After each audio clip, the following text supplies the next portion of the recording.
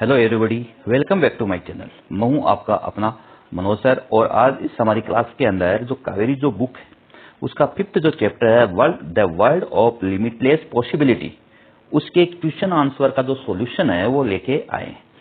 बच्चों, आपने यदि ये वीडियो इस क्लास का जो the world of limitless possibility का चैप्टर यदि आपने अभी तक उसको पढ़ा नहीं है तो मेरे चैनल पे जाके पहले आप उस वीडियो को उस चैप्टर को अच्छे से पढ़ो। अब हम आज इस हमारी क्लास के अंदर हम स्टार्ट करने वाले हैं इसके चैप्टर के जो क्वेश्चन आंसर हैं उनके बारे में।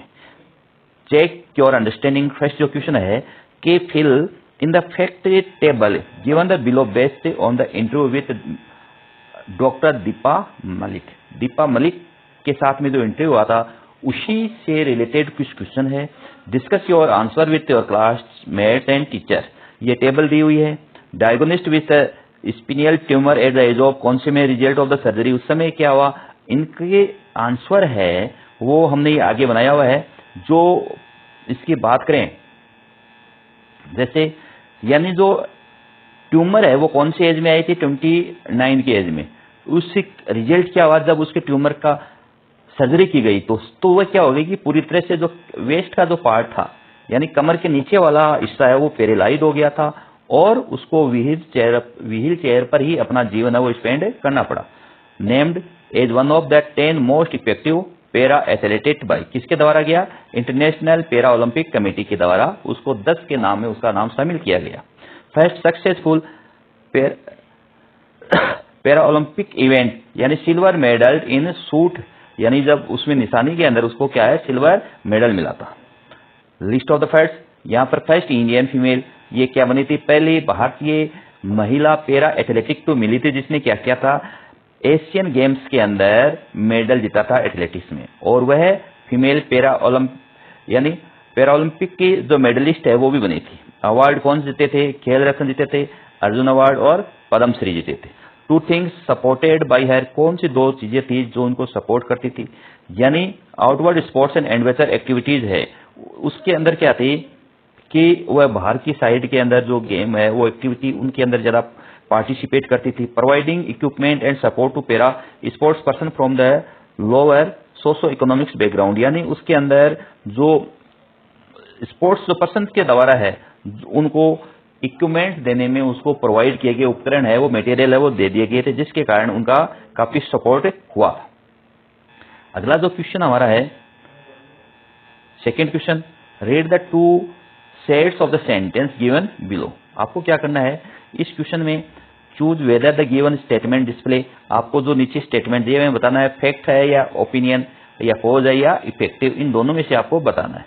देखो जो फर्स्ट क्वेश्चन है, in the 2016 Rio para Olympic games I secured the silver medal in the shoot put event, यानी उस समय, तो ये फैक्ट है, ये बिल्कुल सही है, यही ओपिनियन है, ये बिल्कुल है इसका अंदर।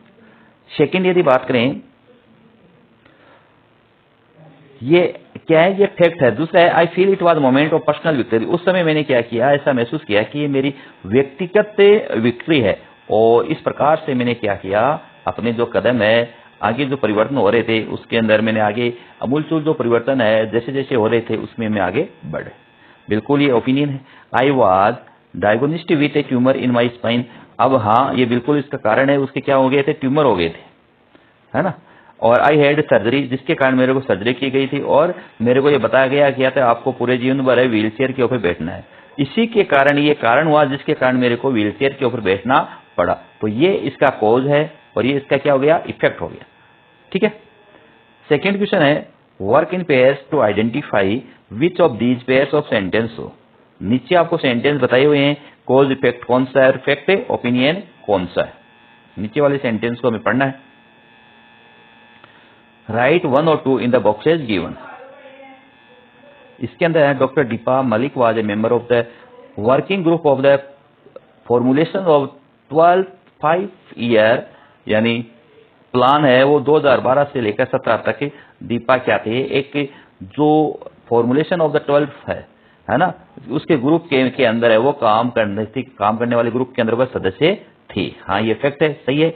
और उसमें ऐसा बताया गया है कि ऐसा बिलीव्ड है कि she contribute greatly to create better sports policy for the persons with disability, यानी जो डिसेबिलिटी जो पर्सन है उनको किस प्रकार से स्पोर्ट्स पॉलिसी को अच्छा बनाने के लिए, क्रिएट करने के लिए उसने अपना योगदान दिया था। बिल्कुल फैक्ट और ओपिनियन यही है। Para olympic showcase incredible talent and determination of the para athletics. हाँ, ये कारण हुआ जिसके कारण ग्लोबल है ये डिसेबिलिटीज शिफ्ट है inspiring para athletics to pursues, उनके जो ड्रीम्स हैं वो धीरे धीरे है वो इंस्पायर के द्वारा वो सही होते गए। अब नीचे का जो पैराग्राफ दिया हुआ है, ये जो क्रिटिकल रिफ्लेक्शन है, ये एक पैराग्राफ है और इस पैराग्राफ के अंदर कुछ क्वेश्चंस दिए हुए हैं, उनका हमें आंसर देना है। देखो, I had to choice squander, ये एक पैराग्राफ है जिसके बारे में हमने ये पढ़ा है बुक के अंदर, अच्छे से इस पैराग्राफ को देखना है। Give a reason for the following statement, आपको रीजन देना है। The speaker's decision to transform her light can be likened to the concept of caterpillars transforming into a butterfly, यानी उसके स्पीकर का यह निर्णय था कि उसने क्या किया, अपना जीवन को इस प्रकार से जो कैटरपिलर होते हैं, जो झिल्ली होती है, उसको बटरफ्लाई के अंदर है वो ट्रांसफर जिस प्रकार से होते हैं, उस कंसेप्ट को एक लाइक किया है और इसी कारण से उसको ये बताया गया है कि जो ये मलिक है इसने अपना जीवन किस प्रकार से चेंज किया है उसके लिए रिलेटेड है। तो क्या है कि speaker decision can be compared a caterpillar turning into the butterfly because she transformed, क्योंकि सी यहाँ पर मलिक के लिए उसने क्या किया, एक डिफिकल्ट सिचुएशन के अंदर उसने अपना जो जीवन है उसमें चेंज किया और उसके बाद में उसकी सफलता और अचीवमेंट के जो अवसर है वो मिलते रहे। अर्थात कठिन परिस्थितियां होने के बावजूद भी इसने क्या किया है, उसी काम को करने में अपने शरीर में डिसेबिलिटी होते हुए भी है उस काम को है जिनके कारण वो आगे बढ़ते गए।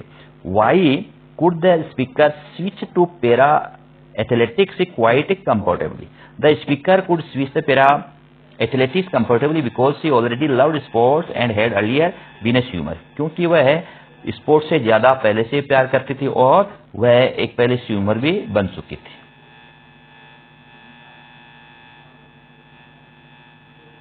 Complete the sentence with appropriate reason. The speaker calls 2026 Rio Paralympic Games as a breakthrough moment. क्यों है वही ऐसा?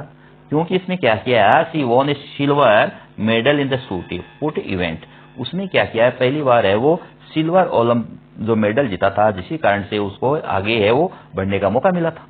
Select the correct option to complete the sentence. The phrase in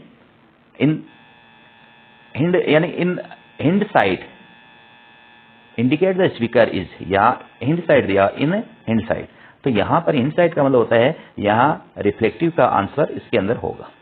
the speaker was the use the changing perceptions list one like perception the speaker might have change, तो इसके अंदर है कि एक परसेप्शंस वो हो गया कि उसने क्या किया कि जो पीपल्स हैं वो डिसेबिलिटीज हैं वो क्या होते हैं, लेस कैपेबल होते हैं और can not achieve success in sports, वो स्पोर्ट्स के अंदर भाग नहीं ले सकते। सेकंड जो स्टेंजा है, रीड द एक्सट्रैक्ट, आपको इसको पढ़ना है और इनका देखना है और पैसेज को पढ़ने के बाद में ये नीचे क्वेश्चन दिए हुए हैं। Choose the options that list the words to describe the tune of speaker, यानी ये इनको आपको देखना है कि स्पीकर की जो ट्यून कौन सी थी, है ना, एप्रिशिएटिव, मोरलिस्टिक, सेंटिमेंटल, ऑप्टिज्म और डिफेंसिव। तो यहां पर यदि बात की जाए तो इसके अंदर जो ए ऑप्शन दोनों थी, प्रशंसा और प्रेरणादायक थी, दोनों कैसे थे, प्रशंसा वाली और प्रेरणादायक दोनों उनकी ट्यून थी। Complete the analogy given below with a word from the extract. देखो, एबिलिटी है, योग्यता में पोटेंशियल होता है, तो इस प्रकार से प्री कन्विंस्ड नोशन से क्या हो गया, स्टेरियोटाइप्स, यहाँ पर इसमें यहाँ इसकी जगह क्या आ जाएगा, स्टेरियोटाइप्स। आपको बताना है नीचे वाले में ट्रू या false. Para olympic is a platform that not only showcase the remarkable ability of para athletics but also questions stereotypes. तो इसे पैरा ओलंपिक एक ऐसा प्लेटफॉर्म है, न केवल वो हमें यह बताता है कि जो पैरा एथलेटिक्स के अंदर जो योग्य व्यक्ति के ही जो उनको रिमार्केबल नहीं बताते हैं उनके, यानी उनके बारे में नहीं बताता, इसके अलावा है वो स्टेरो जो टाइप्स हैं उनके बारे में भी क्वेश्चन है वो बताते हैं, उनके बारे में रिमार्केबल बताया जाता है। ये सेंटेंस है वो ट्रू है।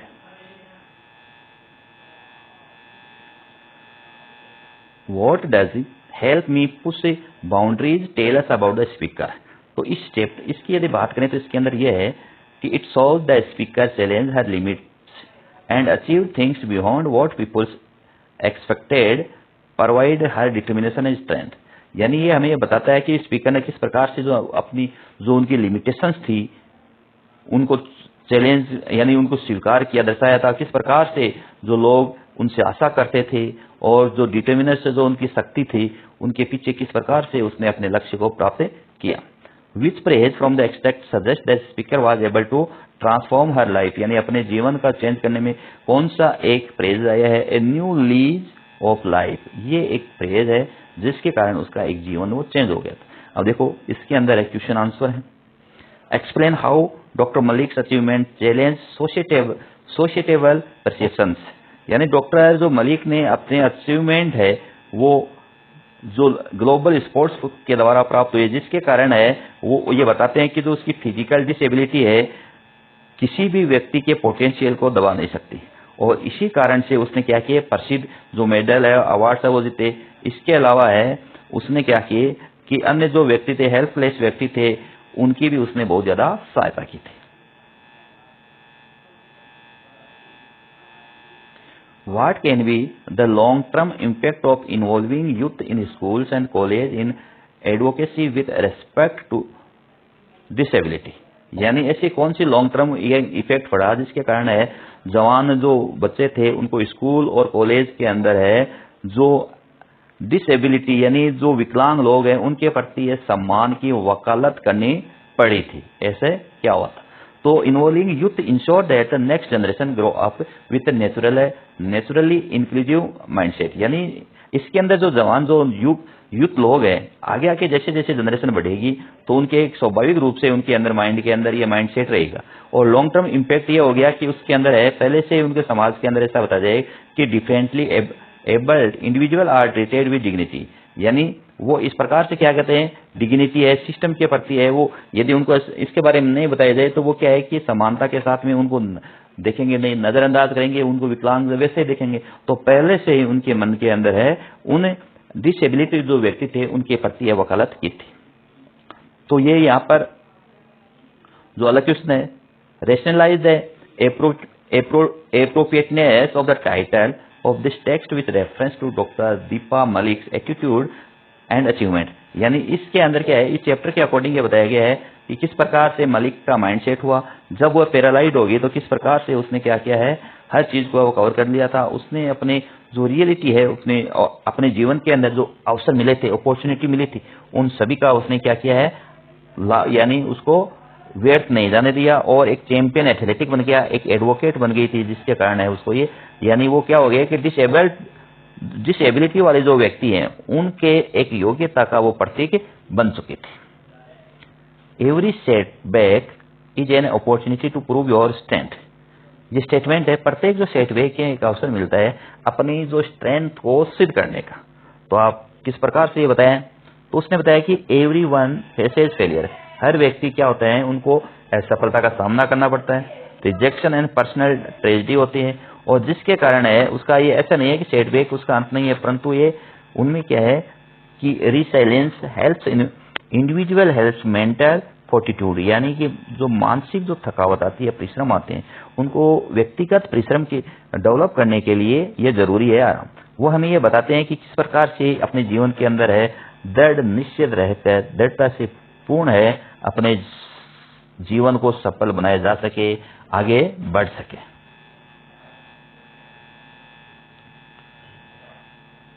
फिफ्थ है, examine how doctor Deepa Malik's recognisation as one of 10 most inspirational para athletics globally contributes to the large discourse on gender equality in sports।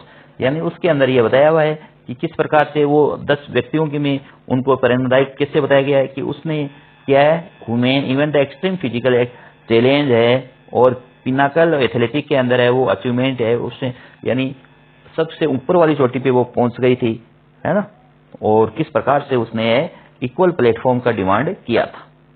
ये इस प्रकार से, और ये 2 और क्वेश्चन है, आपको ये क्वेश्चंस मैंने आपके आंसर लिखे हुए हैं, इनको आप देख लेना। अगले यदि हम बात करें जो वोकैबुलरी एंड स्ट्रक्चर, ये इसके अंदर बच्चों दिया हुआ है पेज के रूप में, कॉलम 1 में मीनिंग, कॉलम पेज दिया हुआ है ना।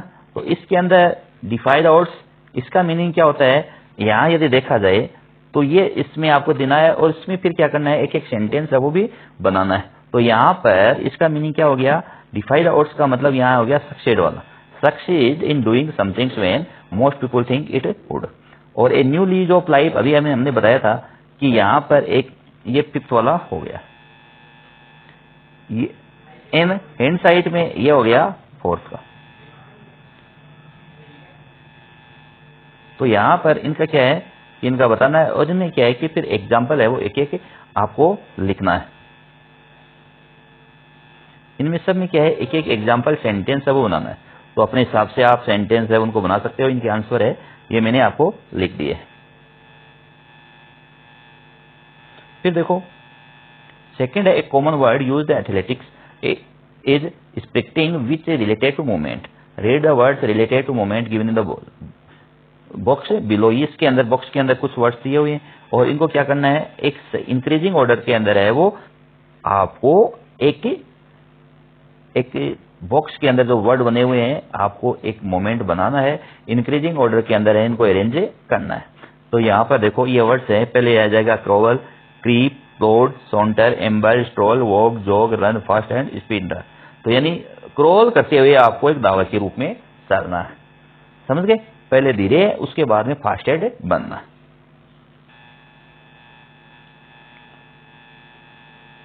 Match the highlighted verbs in the column 1 and the function B. अब यहाँ देखो मॉडल्स के यूज किए हुए हैं, I could hear the audience clapping. तो आपको क्या करना है, यहाँ पर किसका यूज हुआ है, तो यहाँ पास्ट एबिलिटी का यूज हुआ है, ठीक है। आई कुडंट बी हेल्प्ड, यहाँ किसका है, इम्पॉसिबिलिटी का यूज हुआ है। आई शुड गिव, शुड आ गया तो ऑब्लिगेशन हो गया है। I knew if I try I would win, तो यहाँ पॉसिबिलिटी हो गई। तो यहाँ पर ये क्वेश्चन है, इसका आंसर ये है। क्लियर। फोर्थ क्वेश्चन है कि now make a sentence a modal verb given in the table below in the function models verb I mention the function bracket. ये दिए हुए हैं, मॉडल दे दिया और इसके क्या है फंक्शन दिए हुए हैं। आपको क्या करना है, इन्हीं के द्वारा है एक सेंटेंस बनाना है और मॉडल में और उनके ब्रैकेट में उनके कार्य आपको बताने हैं। तो यानी कुड का है पॉसिबिलिटी में है the weather is cloudy it could rain later this evening, possibility होगी यानी आकाश में क्या है, मौसम कैसा है, क्लाउडी है और बारिश है, आज शाम तक हो सकती है ना। तो यहाँ पॉसिबिलिटी के लिए आ गया। तो इनसे क्या है आपको सेंटेंस बनाना है रिक्वेस्ट और सजेशंस के रूप में। वुडंट है नेगेटिव में बताना है और शुड का है प्रोबेबिलिटी और एडवाइस में बनाना है और हुड का किसमें बनाना है आपको, कि यहाँ जैसे रिक्वेस्ट और पास्ट हैबिट के रूप में इनके सेंटेंस बनाने। ये क्या है कि मॉडल है और मॉडल का है टॉपिक आपको पूरी तरह से समझने के बाद में इनका यूज होगा। तो इस प्रकार से आज के हमारी इस क्लास के अंदर हमने इस चैप्टर के जो क्वेश्चन आंसर हैं उनके मोस्टली है जो यहाँ राइटिंग वाला पोर्शन है, एक दो क्वेश्चन है जो हमने नहीं बताए हैं और बाकी के हर क्वेश्चन हैं जो इम्पोर्टेंट जो क्वेश्चन है जिनको बोर्ड के द्वारा नहीं समझाने वाले हैं। ऐसे तो इनको बोर्ड के द्वारा भी यदि समझाया जाता है तो वो ज़्यादा अप्रोप्रिएट होता है। तो आज के इस वीडियो के अंदर हमने इतना ही है और